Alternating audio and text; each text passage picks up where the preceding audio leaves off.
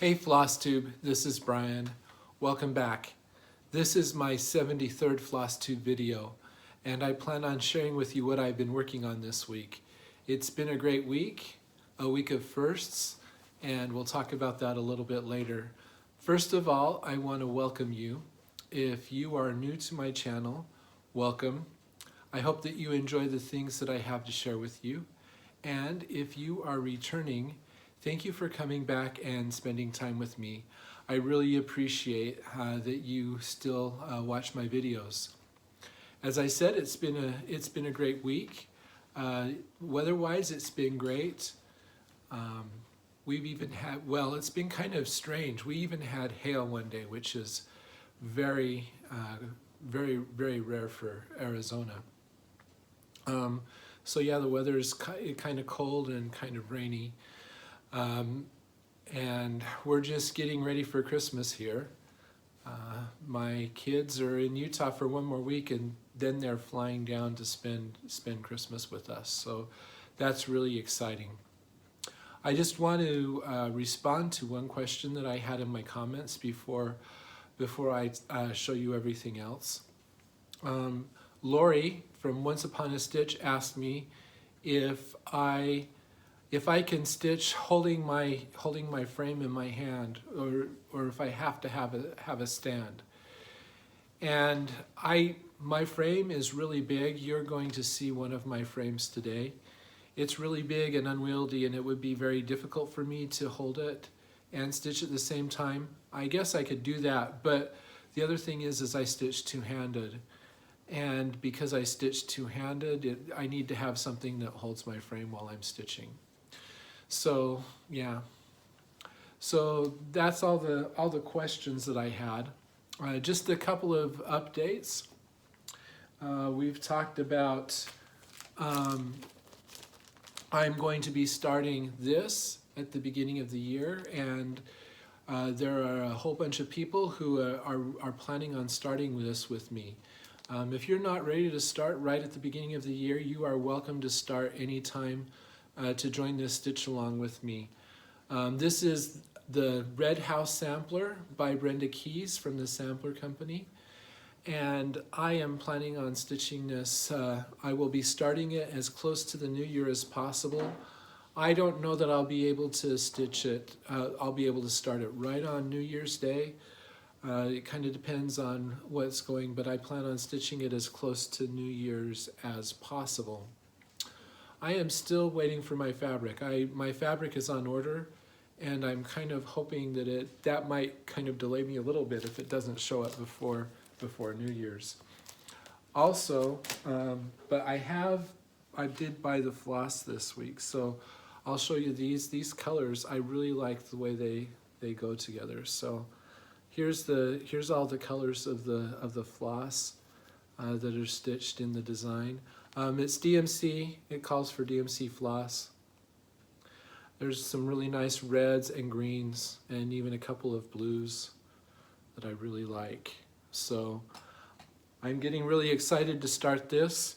As part of the stitch along, if you want to stitch with me and participate, I plan on using a hashtag on Instagram, and I have decided to use the hashtag BTL Red House Sampler Sal, and I'll put that I'll put that down below so that you can see it. If you want to participate in the Sal with me, use this hashtag, and I'll be following that hashtag on Instagram and looking forward to see your progress as you stitch along with me. I'm really excited for this, and I'm excited that there are so many people who are wanting to join me in stitching that. It'll be a lot of fun. Another thing that's going on is the framer that I have been using to frame my stuff has retired. He retired. His shop is actually closing. I think Monday is his last day. And I knew that was happening, and I decided I needed to frame a few more of my things before he closed. His prices are really good, and he gives a discount the more that you frame with him. and I had reached the maximum discount, so I decided I needed to do a last hurrah to get some things framed before he closed. I'm going to miss having him. So a couple of weeks ago, I took some things in for him to have them framed. And I've been really busy, so my wife went up and picked them up for me this week. And so I have a bunch of things to show you that I'm really excited to do. My wife, when I got home from work the day that she picked them up, my wife kind of looked at me funny and she said, "It's just crazy because when she went and picked it up, the framer said that he was going to miss me and that he really was impressed by my work and how neat my backs were."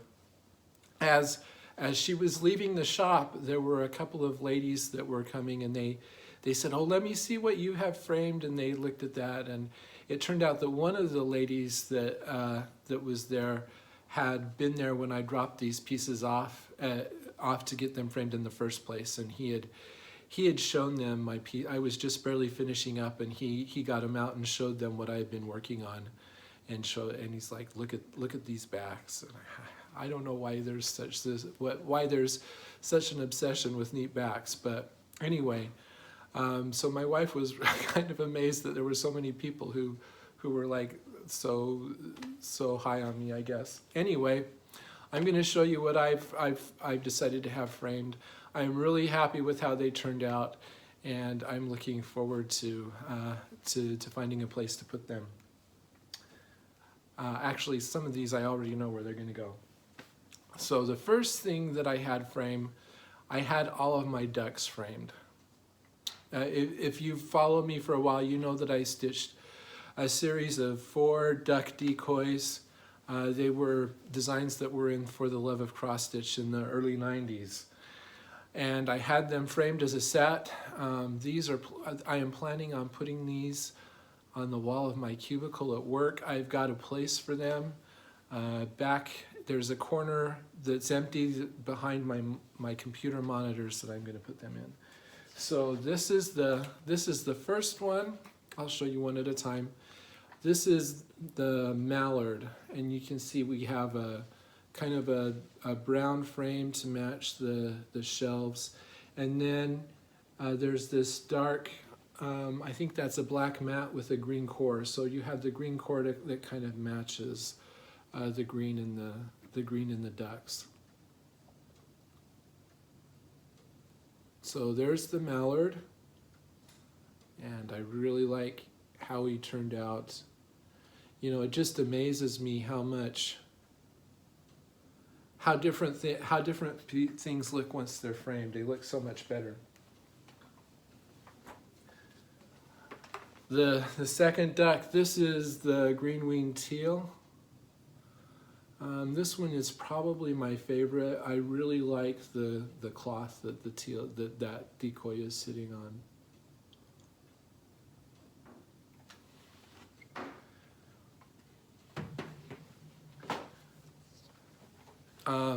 Here's the pintail.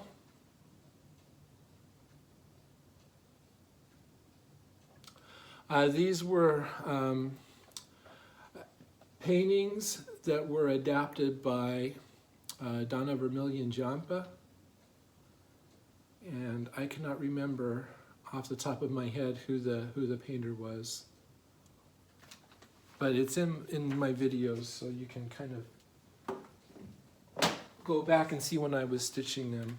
And the final one is the wood duck.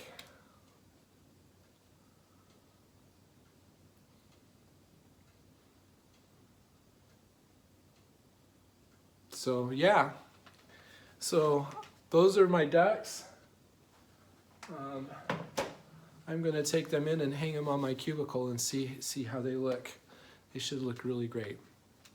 Okay, 2 more pieces. I have 2 more pieces to show you. So I have 2 more pieces to show you, so I'll be right back. So the next thing that I decided to frame is I decided to frame red, this is a design by Mirabilia. And I decided she needed to be framed. And of course, what I really love about her is all the beads in her dress and in her cloak. And it has basically this ornate kind of black frame that I think goes really well with her dress. And we talked about a mat, but we decided that that she didn't need a mat, just because of her shape.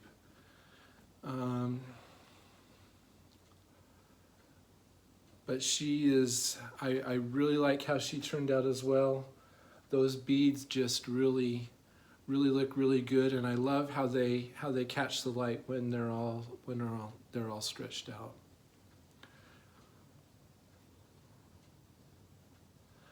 Somebody asked me about this. So this is possibly, I'm stitching a couple of other ladies. Of course, Queen Anne's lace is what I'm working on right now. I gave Cinderella to my daughter when she graduated from college. When my youngest graduates from college, I'm going to let her choose either red or Queen Anne's lace, or I actually have another piece that I'm planning on starting to next year that would be another possible thing for her. So, and we'll talk about that when the time comes. So there's red. One more. I've got one more to show you. Okay, this one, I debated about whether or not to frame this one because it's so big. And I am really glad that I did, because I am just blown away by how this turned out. I decided to frame "And a Forest Grew," which of course is, and I'm not going to be able to, there's so much glass that the glare is going to be bad. Of course, this is a design by Rosewood Manor that I finished stitching a couple of years ago. And it's a bunch of trees with a verse from Genesis in the center tree. And I'll give you a little bit closer. This is like a dark green frame, and the mat is kind of like a, I don't know what you'd say. There's lots of different shading in the mat, so it kind of helps meet all of the different shades of the trees. And I don't know, this to me, I just love how this turned out. And this is one of those pieces that I have to keep looking at. So, and it's huge, of course. One of the biggest pieces I've ever stitched. And yeah, I'm just so happy with it. I think I'm going to put this up in our loft above our computer desk. I think that will be a good place for it. So anyway, I'm so happy with this. I was kind of wondering how it would turn out because it's a whole bunch of little motifs, but you get it all framed and it just looks wonderful. So that's all the updates. And now we will talk about what I've been working on. I said at the beginning that this has been a week of firsts for me, and they're not necessarily good firsts. So we'll talk about this. Last week when I finished my video, I said that I was going to work on this design, which is 101 Alphabets by Rosewood Manor. And I truly meant to work on this design.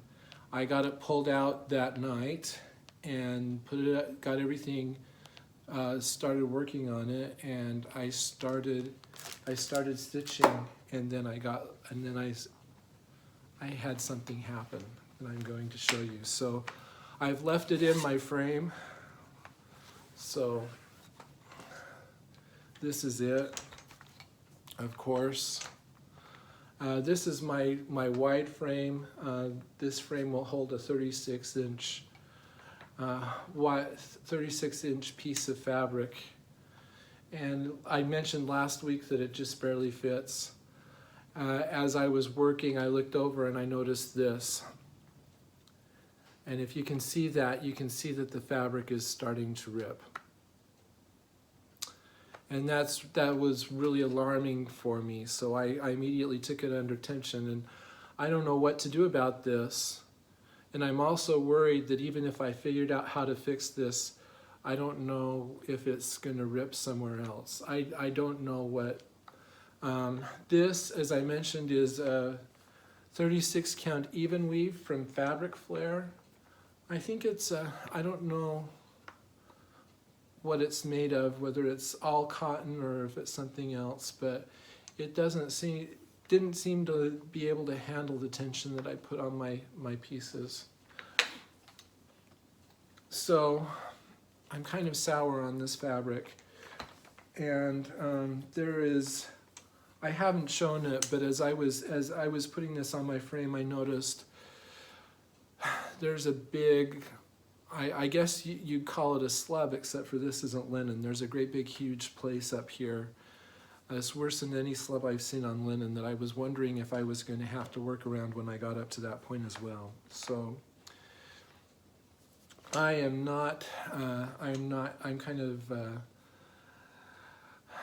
I'm planning on restarting this on a different piece of fabric. Probably, I wanted to choose an Evenweave, and I wanted to make it as high a count as possible. The reason why I wanted to do an Evenweave is there are some overworn letters in here. If you look, like everywhere there's one of these great big letters, if you can see that, there is an overworn smaller letter right next to it. And I originally went with this 36 count Evenweave because I wanted a little bit more substantial fabric to support the overworn stitching. And I was afraid of going 40 count because I was worried about stitching overworn on 40 count. So I'm trying to decide what I'm going to do. I decided I need to have linen. I think linen seems to be able to handle the tension on my stretcher bar a little bit better. And yeah, I'm actually thinking about going up to 40 count just to make it a little bit smaller and see how the overworn letters go. And if they get really bad or if they cause me problems, I could always just not put them in and convert the chart into 100 alphabets instead of 101. Anyway, so I only stitched the beginnings of this alphabet when I noticed that and stopped. So what do you think? Do you think there's anything I can do to salvage this? I'm just worried that it's just going to continue to rip all the way across. So anyway.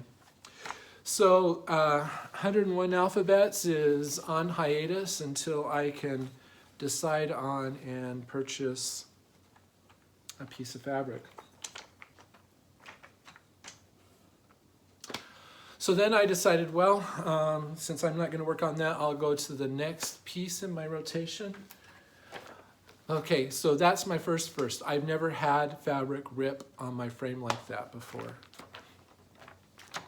First time that's ever happened. So then I decided, well, I'll go to the next one. This is Santa's Enchanted Flight. It was a design that was in the January 1995 issue of For the Love of Cross Stitch. It is a painting by Susan Brack, adapted to cross stitch by Donna Vermillion Giampa. And of course, it's a Santa on a reindeer showering gifts and treats on a village below. I started this for my birthday a couple months ago, and it's come back around on on my rotation. So I'll show you a picture of what this looked like the last time you saw it. I am stitching this. This fabric is 28 count Silent Night Jobelan. It was dyed by Dye Stitch Love, and I really like the colors on this. I like the color of blue. So this is what it looks like now. So I finished the village, and then I've started working up towards Santa. You can see there's a whole bunch of things that are falling down. There's stars. There's a drum with drumsticks. This is some kind of a box. And then I actually started working on the reindeer. So this is these are the reindeer's rear legs. And I think it's turning out okay. These dark blue places, these are charted as half stitches to kind of give shading to the fabric. The original fabric that was called for in the design was blue Quaker cloth. I have looked and I have not found blue Quaker cloth, so I've had a bit of a challenge finding a shade of blue that I thought would work. And I'm starting to wonder if I really even need these half stitches, just because there's already shading in the fabric. And I'm wondering if I even like that look. But this is another first. So this is Jobelan, and I don't know if it's because it's Jobelan or because the dyeing process has changed the fabric. The selvage is up here at the top, and I had to put the selvage at the top because of the way the design sits. I couldn't do that. Well, this fabric is really stretchy, and as I have worked on this, it is just stretched and stretched and stretched. So this looks like it's not even to me anymore. It's getting longer as I work on it, and when I pulled it out of my frame, you can I think it's about an inch longer than it used to be. And you can also, I don't know if this is going to show up on camera very well, and maybe it's kind of relaxed a little bit, but last night when I pulled it out of my frame, the top was quite a bit wider than the bottom, just because of all the stretching. So I'm kind of souring on this because it's stretching and going out of even. So I don't know. What do you guys think? I'll show you. This is not the first time I've stitched this or started this.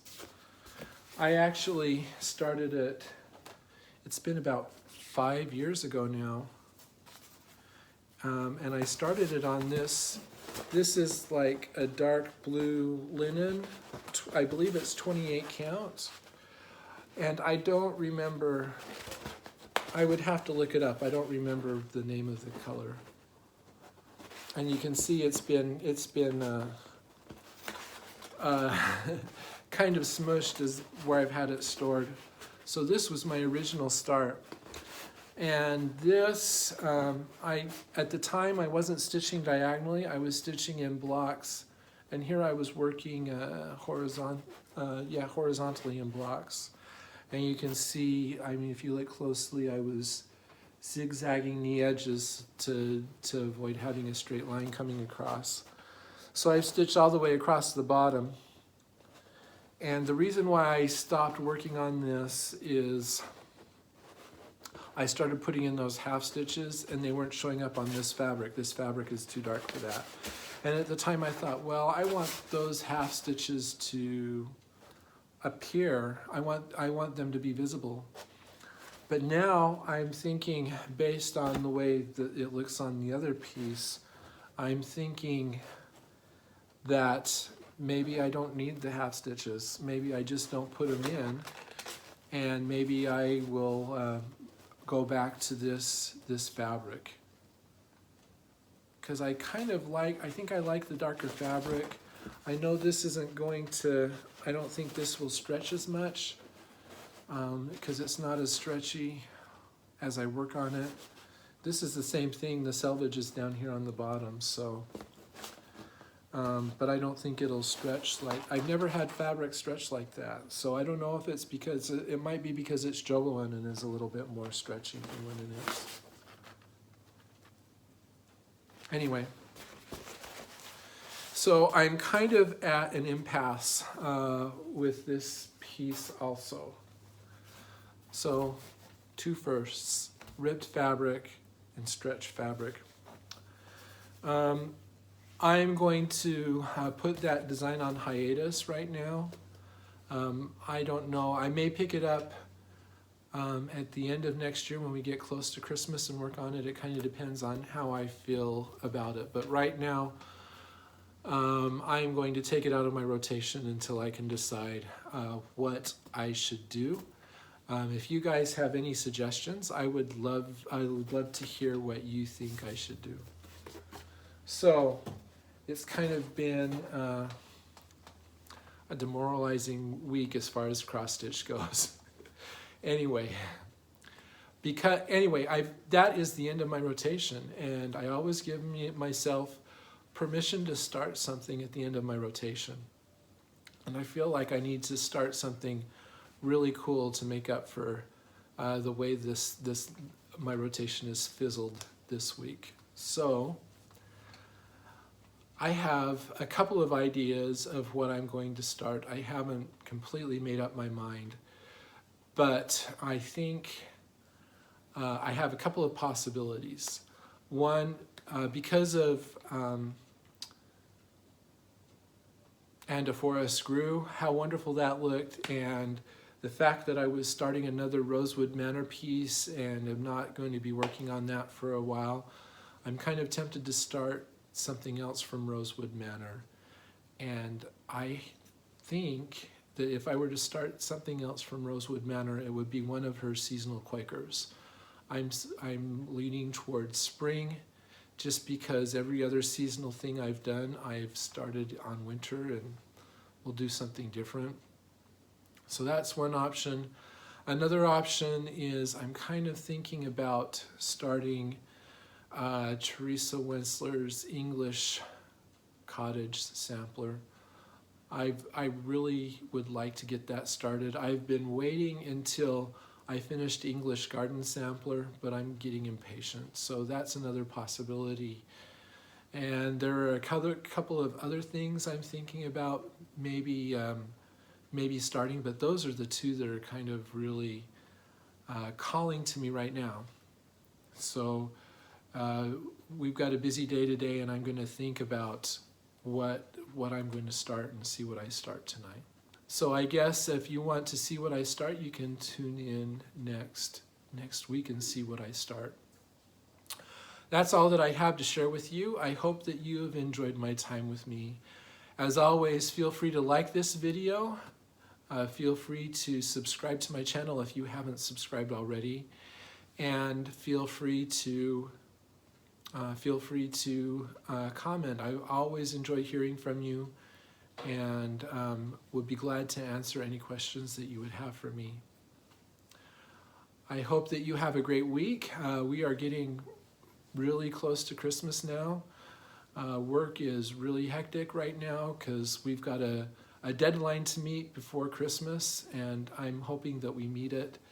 But in order to be able to do that, that means quite a bit of work at work. So things at work are kind of stressful right now. Thank goodness for being able to come home at night and stitch a little bit, and it helps me settle down after the stress of a long day.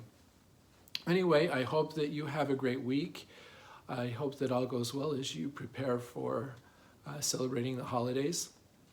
And thanks. As always, you can follow me on Instagram if you want to see in advance what I start tonight. and see my daily progress. I am at blitstitch on Instagram. Thank you for spending time with me. Have a great week, and we will talk to you later. Goodbye.